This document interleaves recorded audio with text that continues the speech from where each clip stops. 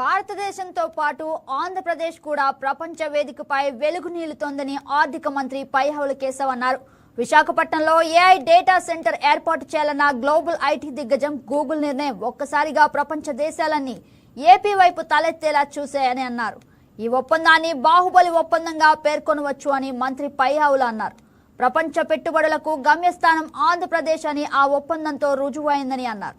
చంద్రబాబు నాయుడు సమర్థ నాయకత్వం, మంత్రి నారా లోకేష్, ఉప ముఖ్యమంత్రి శ్రీ పవన్ కళ్యాణ్ విశ్వసనీయ భాగస్వామ్యంతోనే ఈ ప్రగతి సాధ్యమైందని అన్నారు. 10.3% పడిపోయిన ఆర్థిక వృద్ధి రేటుని 24-25లో 11.75% పెంచాం. 25-26లో ఎదురైన అనేక భౌగోళిక ఆర్థిక అనిశ్చితులను సృష్టించిన ప్రతికూల ప్రభావాల వల్ల ప్రపంచ ఆర్థిక వ్యవస్థ ఆటుపోట్లను ఎదుర్కొంది. కానీ భారత్ మాత్రం స్థిరంగా నిలబడింది. జమ్మూ కాశ్మీర్లో అమాయకులైన పర్యాటకుల్ని పొట్టన పెట్టుకున్న ఉగ్రవాద మూకలకు ఆపరేషన్ సింధూర్ పేరుతో భారత ప్రభుత్వం గట్టి జవాబునిచ్చింది. ఉగ్రవాదం, భౌగోళిక రాజకీయ అనిశ్చితులు, సుంకాల యుద్ధంతో తలెత్తిన ఉద్రిక్తతలకు భారత్ చలించదని ప్రధాని నరేంద్ర మోడీ నాయకత్వం ప్రపంచానికి బలమైన సందేశం ఇచ్చింది. భారతదేశానికి ఆయన నాయకత్వం భారత్ను శక్తివంతంగా తీర్చిదిద్దింది, ఆత్మవిశ్వాసంతో తలెత్తుకునేలా చేసింది. ఆయన ఈరోజు భారత ప్రపంచ వేదికపై సగర్వంగా తలెత్తుకునేలా చేశారు. కాబట్టే భారత్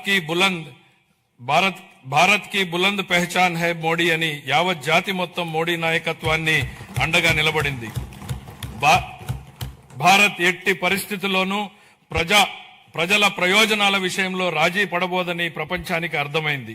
ప్రపంచంలో అనేక అస్థిర పరిస్థితులు ఉన్నప్పటికీ ప్రధాని నరేంద్ర మోడీ గారి నాయకత్వంలో భారత్ 8% వృద్ధి రేటును సాధించి సత్తా చాటింది. భారతదేశంతో పాటు ఆంధ్రప్రదేశ్ కూడా ప్రపంచ వేదికపై వెలుగు లీనుతోంది. విశాఖపట్నంలో ఏఐ డేటా సెంటర్ ఏర్పాటు చేయాలన్న గ్లోబల్ ఐటీ దిగ్గజం గూగుల్ నిర్ణయం ఒక్కసారి ప్రపంచ దేశాలన్నీ ఆంధ్రప్రదేశ్ వైపు తలెత్తి చూసేలా చేశాయి. దాన్ని బాహుబలి ఒప్పందంగా పేర్కొనవచ్చు. ప్రపంచ పెట్టుబడులకు గమ్యస్థానం ఆంధ్రప్రదేశ్ అని ఆ ఒప్పందం రుజువు చేసింది.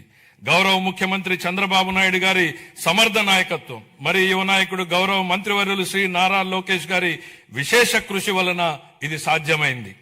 ఇంతేకాదు, రాష్ట్రంలో పెట్టుబడులు వస్తున్నాయి, ప్రభుత్వంపై నమ్మకం పెరిగింది అంటే అది గౌరవ ముఖ్యమంత్రి గారి దార్శనికత పాలన మరియు గౌరవ ఉప ముఖ్యమంత్రి శ్రీ పవన్ కళ్యాణ్ గారి విశ్వసనీయ భాగస్వామ్యం వల్లనే సాధ్యమైంది. ఈ మార్పుకి సారథులు మన రాష్ట్ర ప్రజలేనని మేం బలంగా నమ్ముతున్నాం. 2024 జూన్లో రాష్ట్ర ప్రజలు ఎన్డీఏకి కనీ విని ఎరుగని రీతిలో ఘన విజయం కట్టబెట్టినప్పుడే ఈ మార్పు మొదలైంది.